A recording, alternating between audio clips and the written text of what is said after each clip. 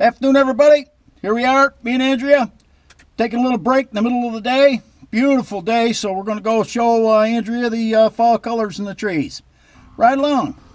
Okay, got Matt with the camera on the ground here today, and I don't get a chance to show you the outside of the airplane. Look at it there. We got our little causeway that we taxi across between the ponds under the ham radio antenna and out to the main runway here at NY62. Believe it or not, I landed the jump ship, the Cessna, right there on the backyard where I don't do it anymore because the ham radio antenna's there, but I actually landed the 175 right there on the backyard one time. So here we are, Andrea and I taxiing out down to the end of the runway and putting the power to it. And of course, I got those 29-inch Airstreak tires, so it just bounces us along really nice.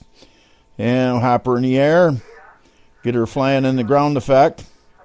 And Matt's right there on the left with the camera. We'll give you a shot of that here in just a minute.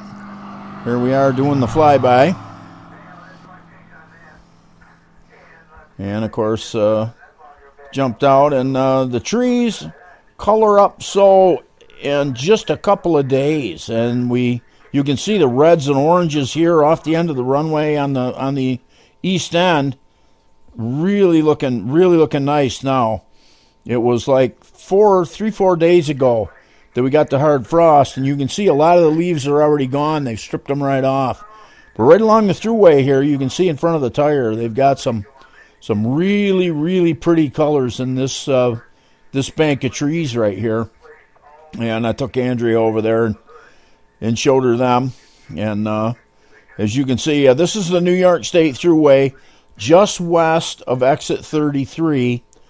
And up ahead of us there is Canastota, and then of course Syracuse. Under the Cowlin is the Oneida Lake. You can't see the lake because it's off to our right there, but we're heading westbound, and you can see we got some really nice. They've colored up nice. I've learned through the years that it's hard to get them. You've got to be out there day after day and catch them just right. So, but here we are approaching off the end of the west end, headed east, and I like doing a flyby to scare the deer off the runway because it's deer season. And the rut's on, and it's not uncommon for them to be out there on the runway. So there we go with a little flyby. Thank you for Matt for being there to get that for us. And here we are hopping out off the end, and I'm just gonna do a teardrop turn here and come right back in and land to the west.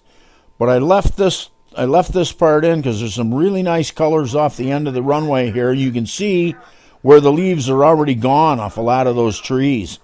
Doesn't take much of a rainstorm after they frost to strip them right off. But I left this in because my friend Nancy is right here under the cell tower there. She has some really nice flowers there herself. I don't know if she got them covered up so the frost didn't get them or not. But as we come around here by the power line, you can see the reds. Some really nice reds here, reds and oranges.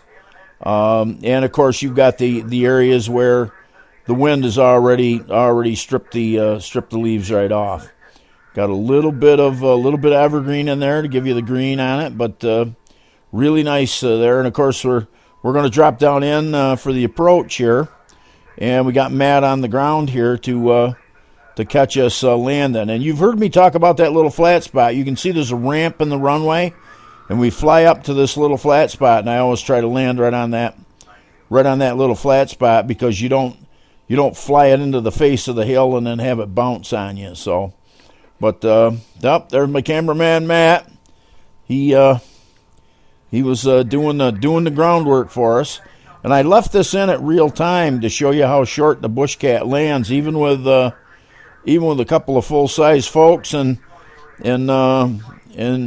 18 gallons of gas, we still land real short. I mean, I'm in 400 or 500 feet there, and of course we're taxiing back, And like I said, I just left it in real time because we don't get to see this very often from this point of view.